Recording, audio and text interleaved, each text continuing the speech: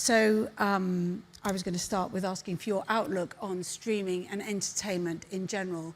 I mean, Netflix released its Q3 earnings last week, and it's safe to say they were extremely positive. And off the back of that, the Wall Street Journal described Netflix as the most investable name in a troubled media market.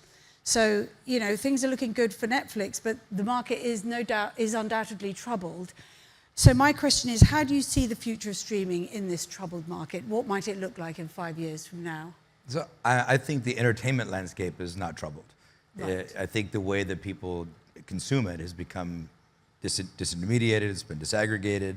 I think people are doing it in a bunch of different ways, and they're favoring things that favor the consumer, which I think does play into our strength as a company.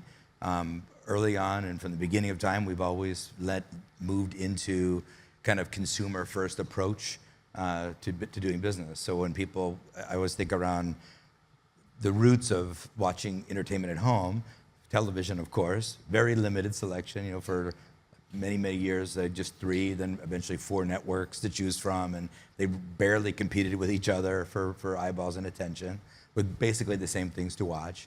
Home video comes along, super inconvenient. You had to get in the car and drive each way to the video store to get your movie, and the movie you wanted is out of stock, so you get the second choice or the third choice. And so we were trying to solve for a lot of problems with a vision that actually Reed Hastings told me in 1999, was that eventually all home entertainment is going to come into the home on the internet. And I said that, by the way, at that time, no entertainment came into the home on the internet. And it was a huge, big vision. It could have been perceived as a crazy one. But what we saw was the power of the internet for convenience, for choice, for control, all things that were very human appealing were going to benefit entertainment greatly. And that was always the vision for the business, was to be a digital entertainment business, a global digital entertainment business with lots of choice and lots of selection, lots of freedom, all the things that we offered. And entertainment, I think, as other companies have tried to migrate into what we do, they still have their roots in old legacy media models that they're trying to support. Linear television that is not at your control, that is not at your timetable.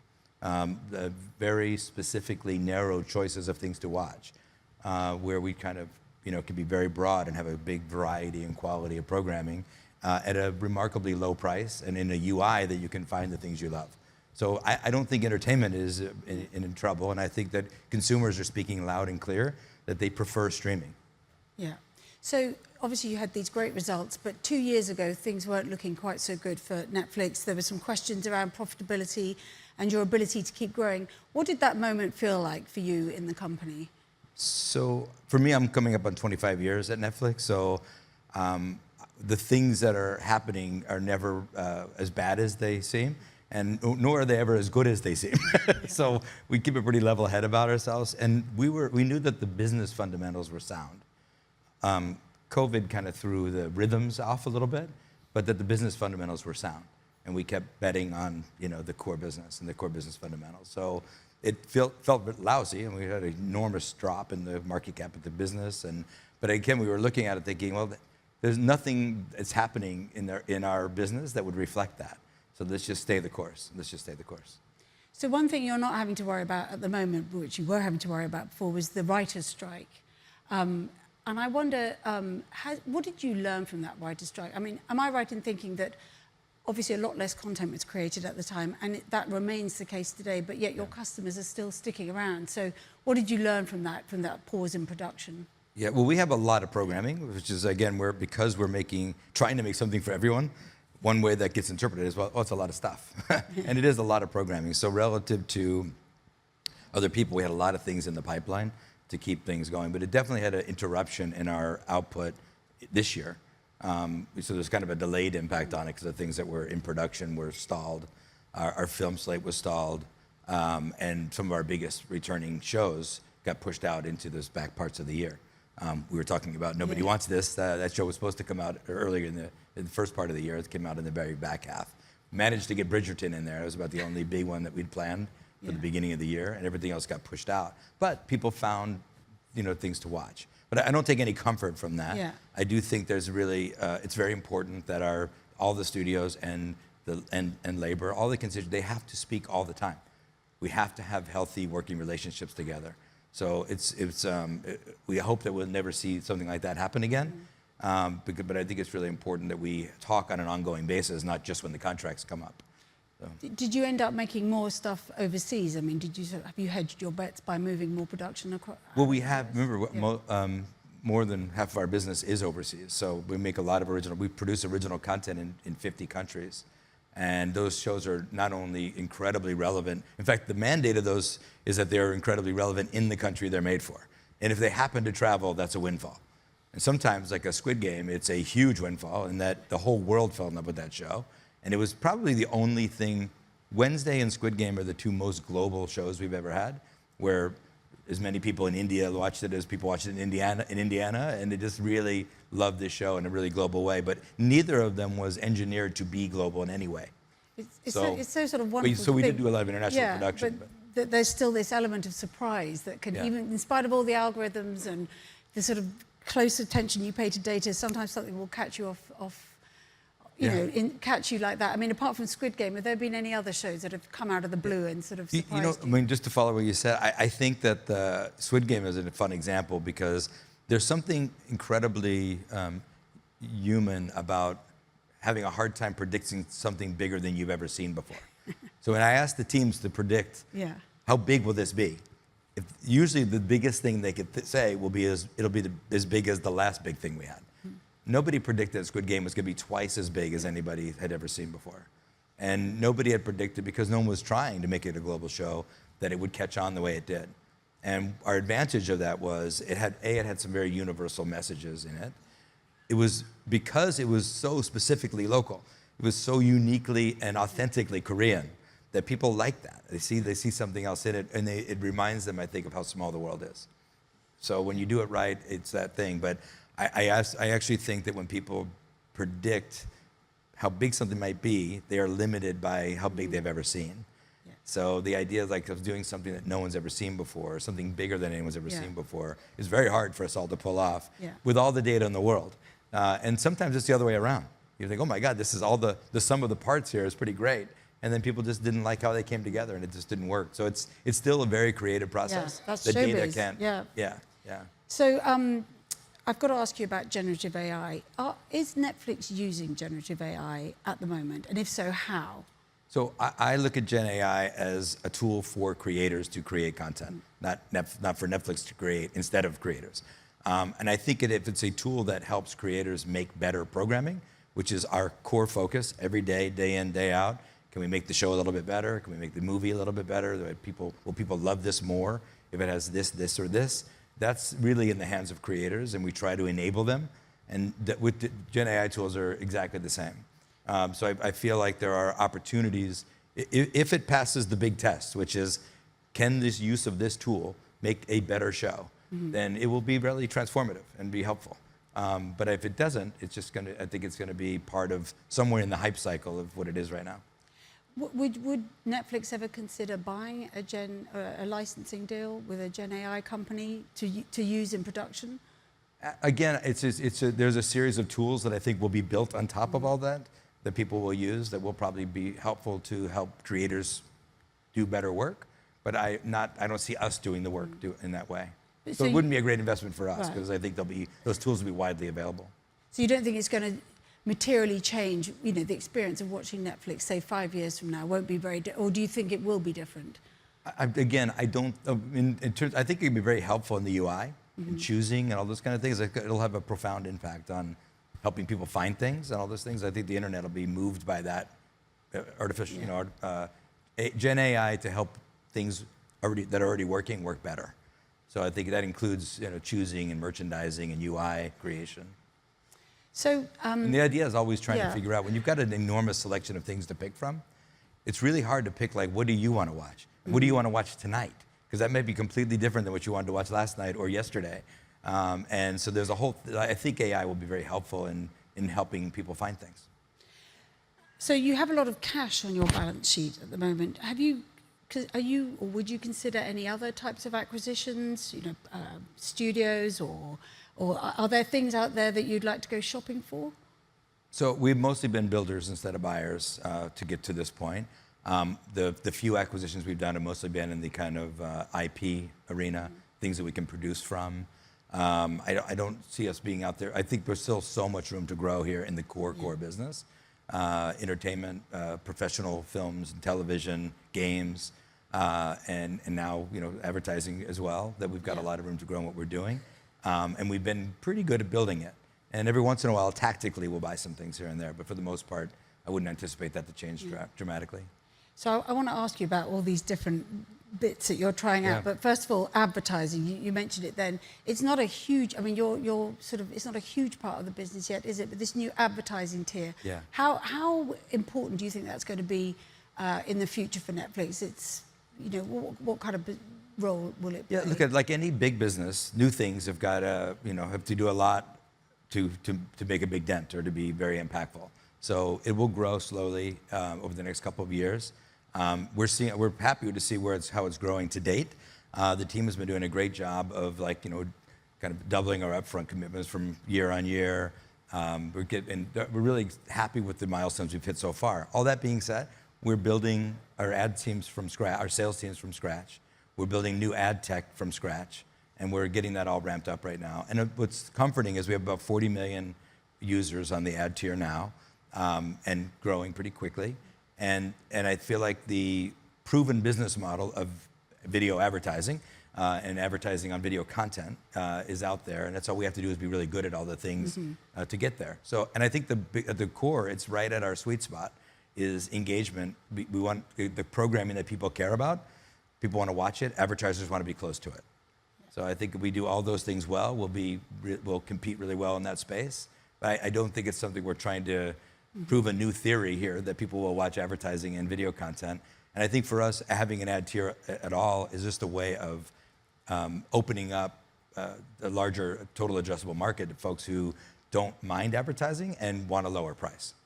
So I just think to us, it expands the total market. So talking of lower price, it's interesting. When I told people I was going to be interviewing you, they asked two things. First of all, they say, ask him what to watch next, which we can get to, and then they say, and tell him not to put up the subscription price. So I'm just wondering how much higher can you go? How much more will the US consumer, or global consumer for that matter, tolerate when it comes to the subscription fee? Yeah, I honestly think we've always had it's a value equation. So the more time you spend watching Netflix, the more you value the things you watch on Netflix, that it's in direct correlation to how much you can charge for Netflix. And we have a very instant feedback model with consumers where one-click cancel. If you don't think it's valuable to you at that price point, you just click one button and you're off. So we are constantly in search of pleasing our members more and more and adding more and more value. And every once in a while, we come back to them and ask for an increase so that we can keep that cycle going. But I don't think we can do it unless we continue to add to the value. Right. So we've had a pretty good track record of doing that. We're growing our engagement. There's a published number of all the engagement, and you have to remember that when we started doing the password enforcement, we took fewer people on each account. So if you look at just at the member households, that engagement is growing much faster than the total engagement, which is a good thing. That's the normalized for the password behavior. And that's a really good test, I think, because I think if people are watching and enjoying Netflix, they're happy to pay a little bit for it. So you always talk very engagingly about engagement. I know, it's your key thing. And it's absolutely key, but it's really interesting. What do you think? So you credit your success with this almost Maoist-like focus on engagement. What does an entertainment that doesn't focus on engagement look like? I mean, because not everybody is as focused as you are. What does it look like to not be purely focused on engagement? Look, I think we were born direct to consumer. So all of our business was always going right to the consumer with an instant feedback model. So we've always been focused on that, are you happy? Are you happy with what we're providing you? A lot of other businesses, particularly in the entertainment space, are all kind of B2B businesses that don't really have to focus on real measurable enjoyment. Movie theaters, are the kind of go-between between the studio and the ticket buyers. Cable operators between the producers of content and the ultimate consumer. And all this is actually us making the content for the consumer and them telling us if they love it. And if they do love it, they stick around. And I have found that no better measurement of joy has been better than engagement, because I've never seen anybody turn off a show that they love, unless they just have to go to bed and they're going to watch more tomorrow. And I've never seen one stick around for a show that they hate. Now, I go to the movie theaters. I've seen a lot of movies that I don't like. I've never walked out. I've never physically walked out. I have. I don't think you probably have. I haven't seen that many people walk out. I guess that maybe it happens sometimes. It becomes a meme if it does. But I do think in this model, streaming has kind of raised the bar on television and movies in a really remarkable way. Because when we release a new movie, we release a new TV show, it's now competing with everything ever made, ever. And you, with one click of the button, no switching cost, you can just turn off this new thing and watch this other thing. So for me, it's like that's why we measure the engagement. That's why we look at how engaged people are from episode to episode. Do they finish the series that they started? Do they finish the movie that they push play on? All those things are the things that matter most to us, and that's why we're so hyper engaged in it. And again, I don't know what these other models might look like that charge and don't get engagement. I don't know how you. But it feels like a hack versus a business. So talking of everything ever made ever, obviously the next generation are spending more time on YouTube, TikTok, as we all know. You know, are you I mean, they are going to be your future audiences. Yeah. But do you feel like you need to be playing in that space as well, getting to where they are, or are you just going to wait for them to mature and come to you? Look, in some ways, it's going to be a training ground for storytellers and creators, which is great. In other ways, it's a way that people kill time. I do think killing time and spending time are two different activities. And you can be careful not to get too distracted by chasing everything that people are doing. I think that a lot of what's happening on social media and through user-generated it's interesting and exciting. And I look at the monetization model. It isn't possible to do something at the scope and scale that we do on Netflix through that model. This doesn't monetize well enough to do that. And the creators have to put up all their own money to do that. So I think the model itself is self-limiting in what the content can be. So we're in two different arenas in terms of programming in that way. But it is a way that people spend time on TV, so I do pay attention to it, of course. Yeah. What about video games? Because you've also got into mobile video games, which is perhaps something that not all your subscribers are aware of. Are you expecting to make that part of your core growth? Yeah, I look at, again, back to what are people doing? What are they looking to for entertainment? And if you look at movies and television and advertising, supported content, and games, it's about a $600 billion consumer spend. And today we get about 5-6% of that. And engagement time on the TV of all those things, in the US we get about 10% of that. The rest of the world much smaller. So tons of room to grow in that.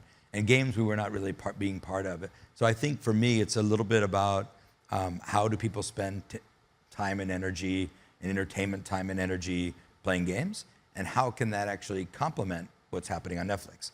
So our most successful games to date, and it's a small thing, but it's growing, have been games based on our IP, like Too Hot to Handle and Love is Blind. And I think there's a world where you can build a gaming universe that's within the storytelling universe of a show, like Outer Banks, and that people will, in between seasons, will spend time in that world. And for super fans, you may even be able to spin up storylines and introduce new characters and all that.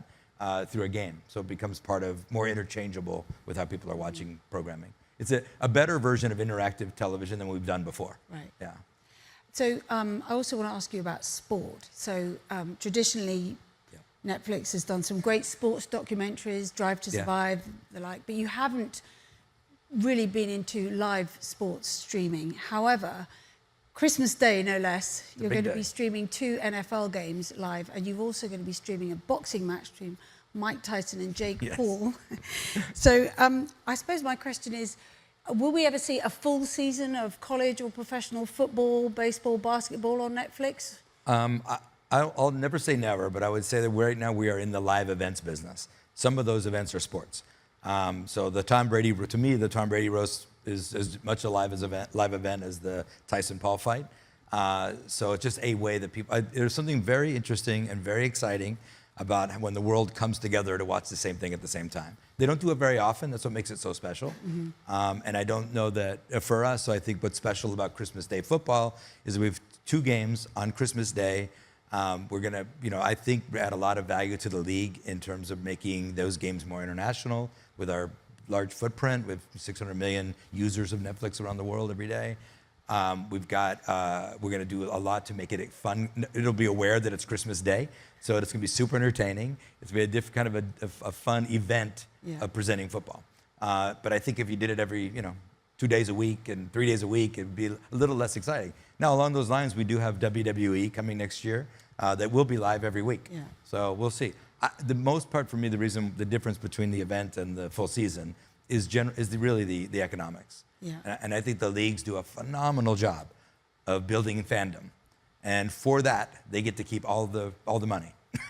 And distribution's pretty low margin business in league sports, for full season league sports. I do think if we can add some value back to them, which I think we do uniquely, we can make that work. So as a quick aside here, my sports columnist wants me to ask you something, and he'll kill me if I don't. He wants to know whether you're more worried about Jake Paul or Mike Tyson. I have no idea how to call this fight. It's going to be incredibly entertaining, and that's what we try to do day in and day out. So that's all I know for sure. So another departure for Netflix is in live experiences. So you've apparently launched Netflix House in King of Prussia. I mean, I was just amazed to find out there was a place in America called King of Prussia. But anyway, you've now got a Netflix house at this place, and also one in Dallas, I think. Yeah, they're under construction now. They're not open yet. Yeah, and are they an attempt to sort of take on Disney, or is this more of a kind of marketing ploy? It's not an attempt to take on Disney. We're not building. It's not Disney. I don't think it competes with Disneyland. Mostly what it is a way, what we found is we've launched like 50 of these live experiences around the world, all over the world.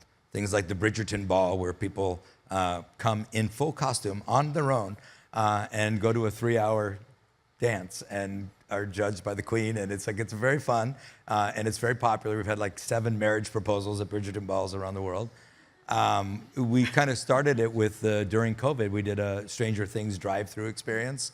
Where we took over an empty parking lot during COVID and people drove through it. It was hugely popular.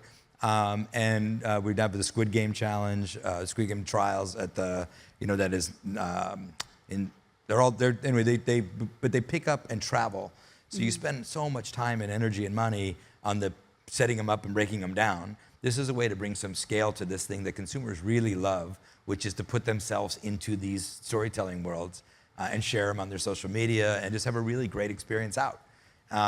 This will be kind of the best of everything we've learned from our live experiences, including Netflix Bites, which was a restaurant experience we did in LA last year. So they'll all have a food component with all of our food brands. They'll have ticketed experiences. They'll have live, more immersive retail experiences. They're both like 100,000 square foot facilities, one in Dallas, one in King of Prussia.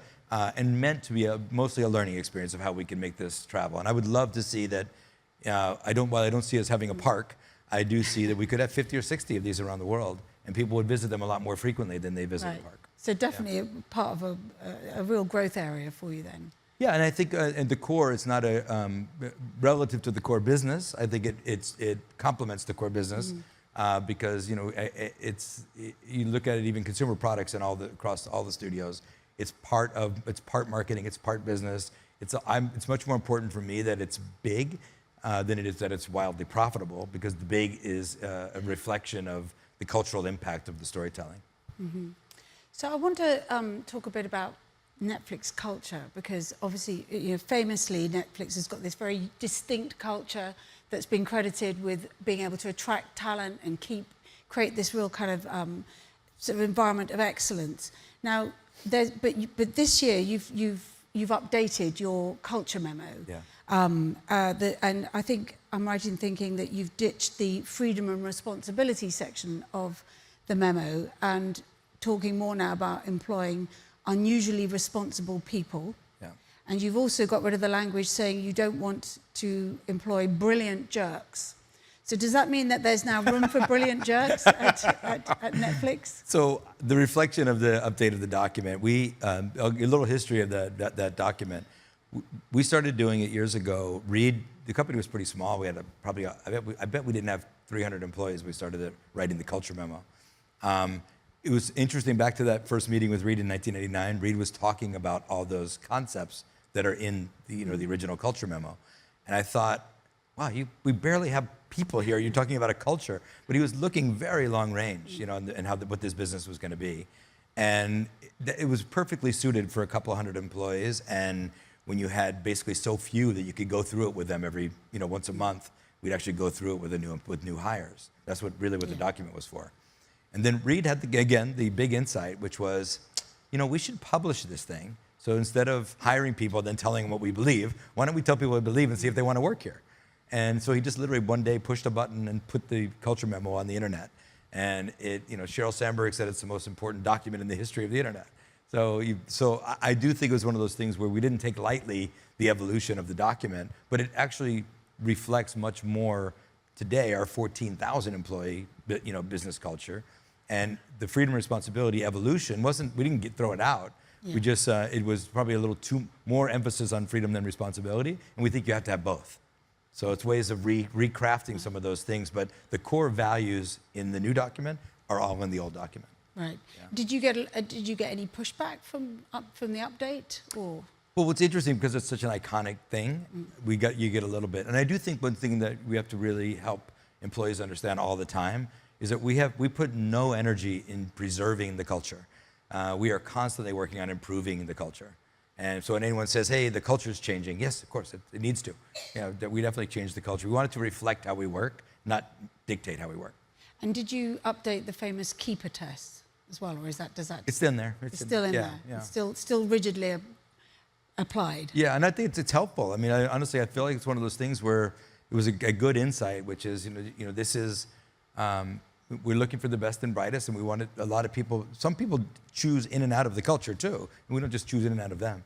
And it's not. It is often written about as being this kind of cold and cutthroat thing, and it's really not. Mm-hmm. It's just, are we constantly saying, are we happy with each other, and being able to be candid with each other and ask the hard question. So another distinctive feature of Netflix culture is this co-CEO model. You are co-CEO, previously with Reed Hastings, now with Greg Peters. There's been a lot of talk this week about succession CEO at Disney. Yeah. Is the co-CEO model a one that you would recommend to Disney? It's hard for me to recommend the program to another company where I don't really understand their business their business culture. I understand their business pretty well, but not their business culture. It works really well for Netflix for all the reasons that culture document is so important. For the reasons that it exists, the reason that the evolution to co-CEO, that this goes back to, I'm going to go back to 1999 again. Reed told me he was going to create a company that was going to be around way after him. So succession was on his mind in 1999. And I think it was on his mind 10 years ago when he and I started more running the business together. And I think it was on his mind 5 years ago when we officially named me co-CEO, and I think in the evolution of Reed becoming our executive chair, we had the time to prove out the model that for this company, for Netflix, the co-CEO model works uniquely well. Mm-hmm. We've got two very distinctly different things that we have to accomplish. One is in the technology of the delivery and the UI and all the product enhancements that has to happen, and then this kind of creative culture that has to pick and create the programming for the world. And the creative culture and the technical and the tech cultures are different. And we knew that coming in. We knew that early on.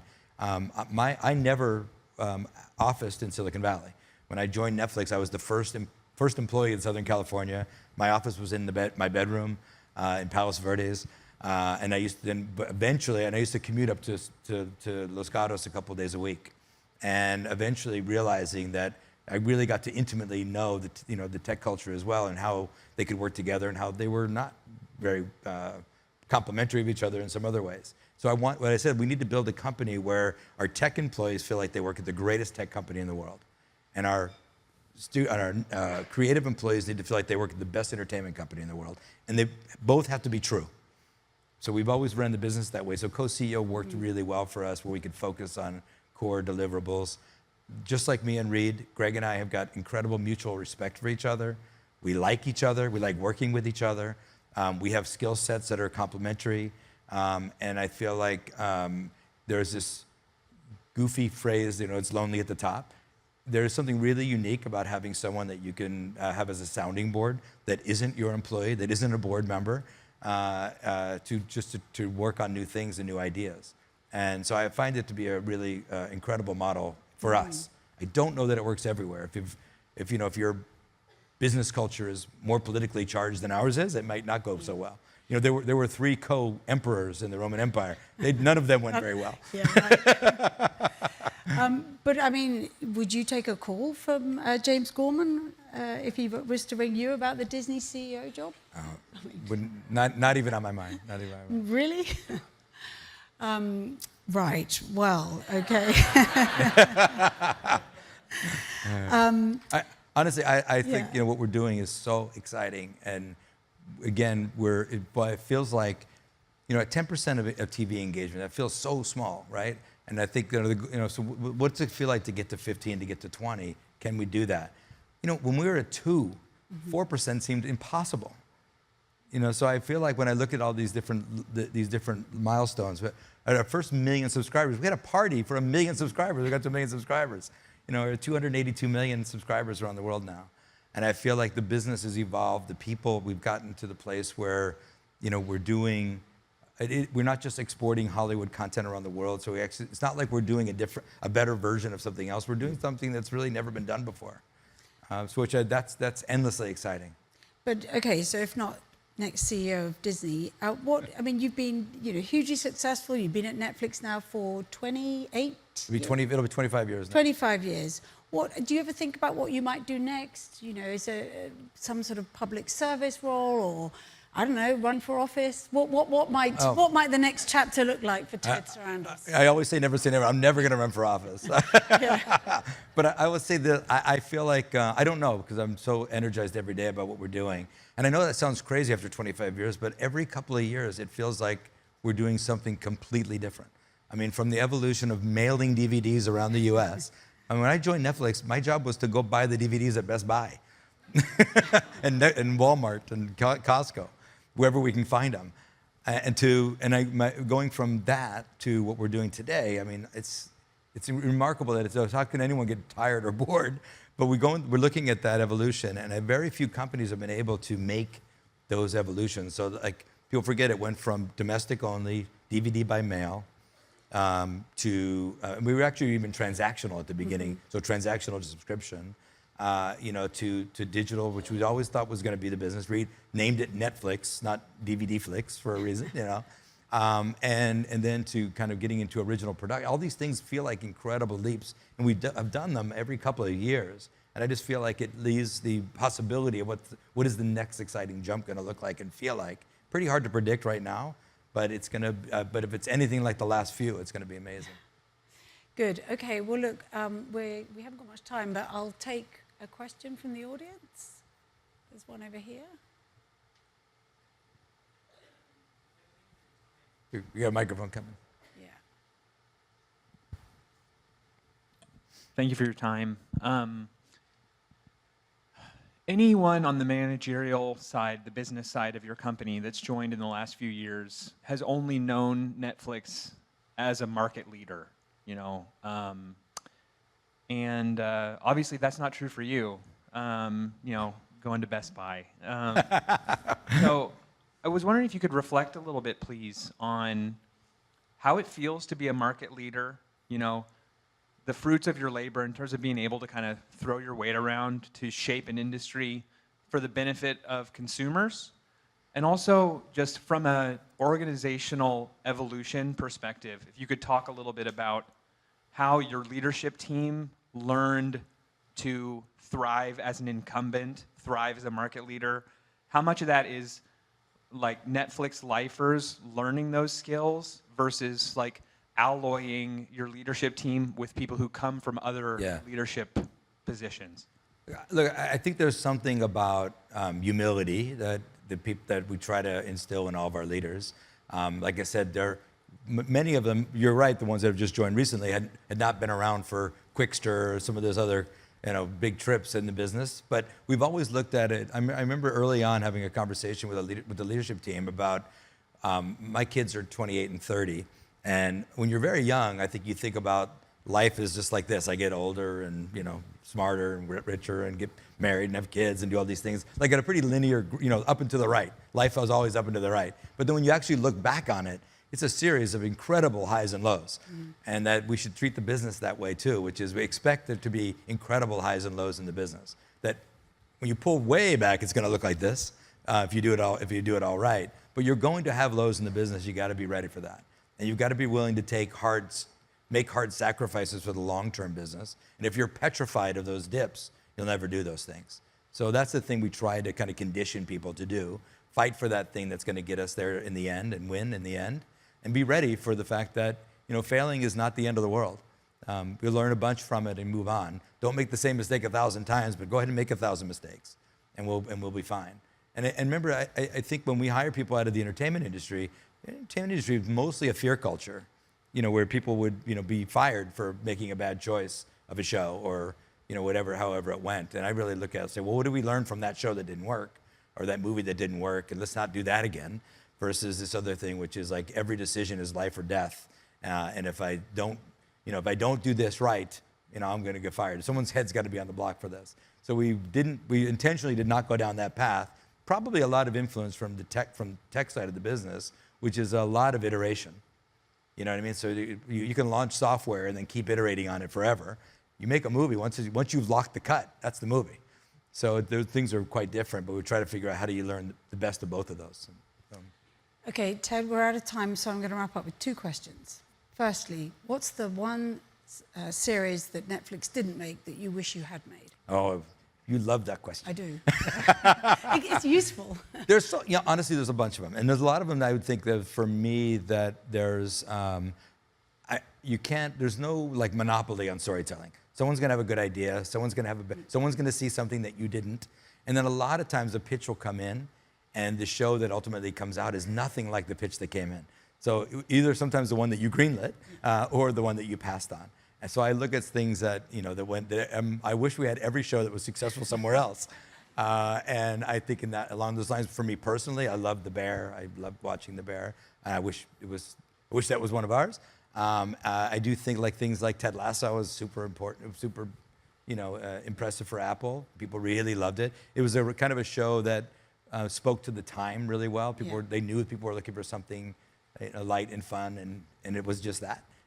And for me, it's because we do such a wide breadth of programming, and what I'm looking to do is make shows that are so good that when you're in the middle of the one you're watching, like I know you told me you're watching Nobody Wants This, she's got good episodes ahead, that somewhere around episode 6, you start thinking, I hope the next one is good. Yeah. Before this is over, I hope the next thing is going to be great, and we deliver on that so often that you come to expect us to make your favorite show over and over and over again.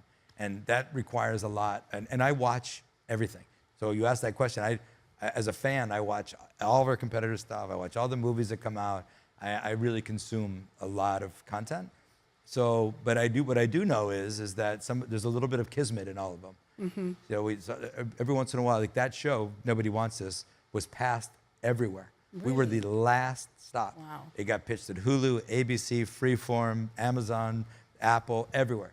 And our team saw something in it. Why did they, I mean, sorry, we'll go off and have another half-hour conversation, but why did they say no to it? Were they worried about the setup? I think you see something in it that everyone else didn't. Right. For me, I think it was a little bit of Aaron and Sarah Foster. This was Aaron's creation. I kind of knew her story and knew her voice, and the fact that she captured her voice so perfectly in this pilot script was so impressive. But also, again, these shows not being exactly what they were when they came in, because it came to Netflix, we got Kristen Bell. And Kristen Bell insisted on Adam Brody as soon as right on the way in. So the show became what it is because it was on Netflix. Yeah. It may not have been that show if it was somewhere else. So it's, again, part of that kismet, and a lot of it is like when I say we care about the customer, we think about the members every day. Will our members love this? Right. What are the chances? Not, am I impressed with this? Is that something for me? I watch a lot of things that I'm glad we didn't make that I love, because I don't think a lot of people would have watched them. But I do think, in general, and what I really look at is that focus on consumer joy will win every time. You have to figure out what the business model is to support it, but it will win every time. Okay, very last question, one answer. What do I watch when I've finished? Nobody wants this. I don't know what you're going to, again, get back to your mood. I don't know what kind of you're going to be in the mood for yet. I think you... You know what you'll love?